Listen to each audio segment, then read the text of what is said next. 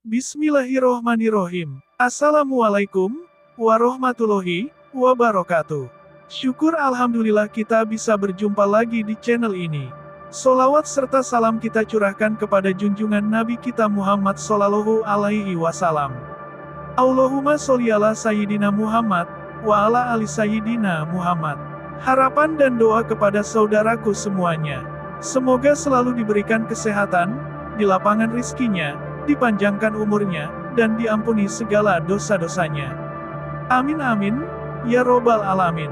Sahabat yang beriman yang dirahmati Allah. Video kali ini akan membahas tentang asal-usul atau sejarah kota Surabaya dari Perang Raden Wijaya hingga pertempuran 1945.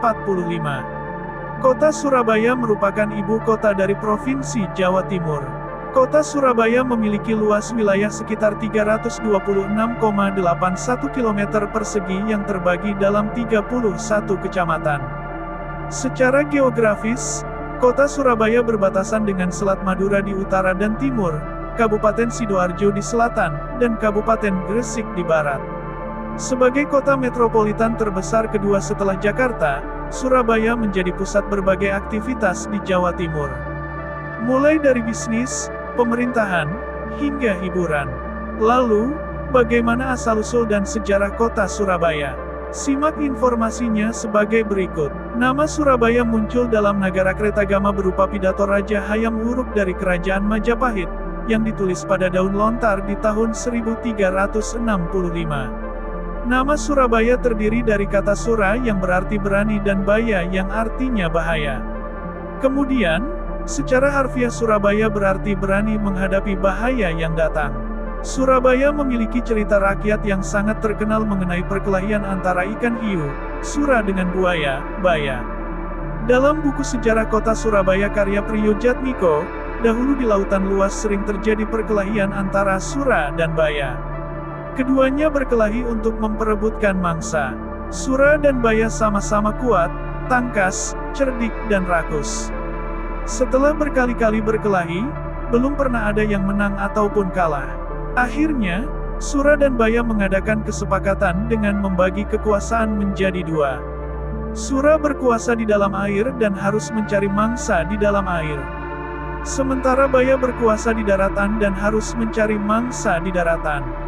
Dengan adanya pembagian wilayah tersebut, Sura dan Baya tidak berkelahi lagi dan saling menghormati wilayah masing-masing. Suatu hari, Sura mencari mangsa di sungai. Sura melakukannya dengan sembunyi-sembunyi agar tidak diketahui oleh Baya. Mulanya, perbuatan Sura memang tidak ketahuan. Namun, Baya memergoki perbuatan Sura. Baya pun marah mengetahui Sura melanggar perjanjian. Saat diingatkan telah melanggar janji, Sura malah bersikap tenang. Sura beralasan bahwa sungai tersebut berair, dan Sura adalah penguasa air. Mendengar alasan Sura, Baya mengatakan bahwa sungai merupakan daerah kekuasaan Baya. Karena tidak ada yang mau mengalah, maka pertempuran antara Sura dan Baya pun terjadi kembali. Dalam sekejap, air di sekitar menjadi merah karena darah yang keluar dari luka keduanya. Dalam pertarungan itu, Baya digigit Sura di bagian pangkal ekor sebelah kanan.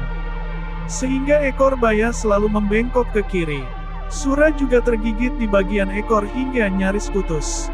Kemudian Sura kembali ke lautan. Baya pun puas dapat mempertahankan wilayah kekuasaannya.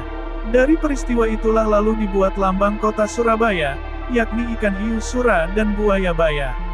Pendapat lain mengatakan bahwa asal-usul nama Surabaya berasal dari kata Sura dan Baya. Sura berarti jaya atau selamat dan Baya berarti bahaya. Sehingga Surabaya artinya selamat menghadapi bahaya. Mengutip dari laman resmi pemerintah kota Surabaya, sejarah kota Surabaya kental dengan nilai kepahlawanan. Nilai kepahlawanan tersebut terwujud dalam berbagai peristiwa pertempuran. Salah satunya adalah pertempuran antara Raden Wijaya dan pasukan Mongol pimpinan Kubilai Khan pada tahun 1293.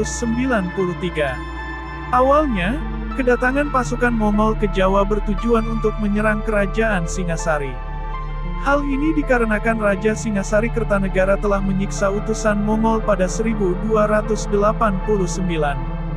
Kemudian Kubilai Khan mengirimkan ekspedisi besar ke Jawa untuk menghukum Raja Kertanegara.